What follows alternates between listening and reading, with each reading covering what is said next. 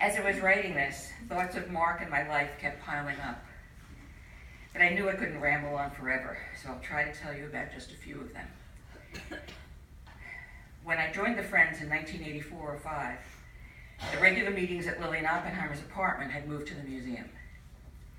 My first time at Folding Wednesday, and it was Folding Wednesday then, I felt that I had just walked into the middle of a movie where everyone else had been there since the beginning.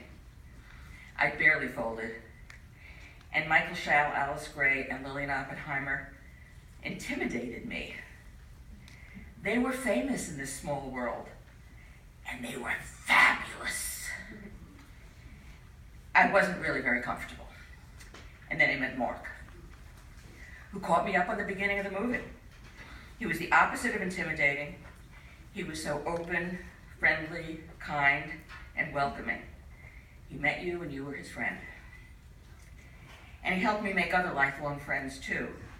I got to know Jean Vaden-Gillette when Mark suggested, kind of strongly, that we share a tent at the Clearwater Festival, where he organized a bunch of us to teach origami all day.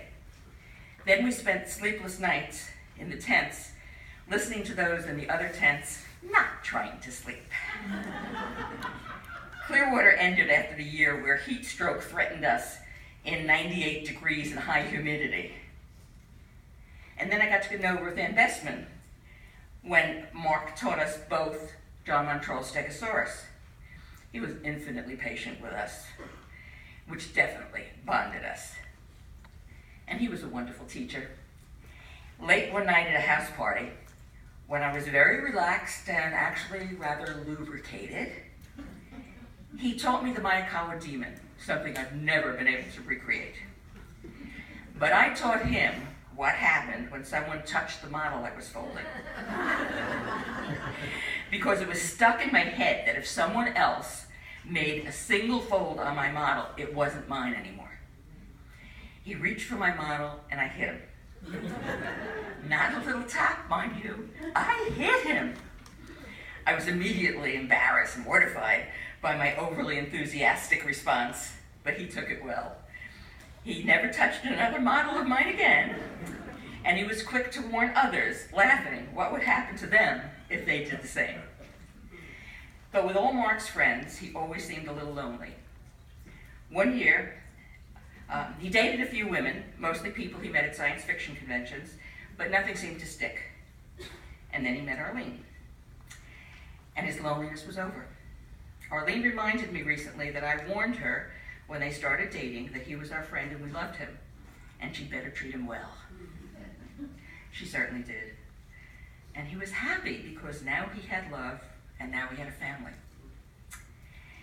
We spent many New Year's Eves together with some friends. One year, Kathleen O'Regan taught us all to eat fire, which we should do at the next convention. Yes, there is a trick to it, but it's still scary that first time. When it was Mark's turn, he was worried that fire and his beard would not interact well. So we all stood around him with wet towels, just in case. They weren't necessary, thank goodness, and we all felt better. We all felt that after overcoming our fears to eat fire, we'd be able to cope with anything the new year brought. For years, Mark and I co-chaired the business committee. Mark always brought wonderful books and papers that he had found in local stores, online, or at one of the many overseas conventions that he and Arlene attended. And at every convention, he gave out hundreds of pins and magnets. In fact, if I was going to a convention that Mark was not attending, I knew to leave room in my luggage for boxes of Mark Kennedy pins to distribute. So I knew Mark for a long time, over 30 years. How lucky I was. How lucky I am. I've never known another person so open, so full of heart, so dedicated to his family and to his friends, so dedicated to sharing origami, or so universally loved. I will remember him always, our Mark with the big smile and the even bigger heart.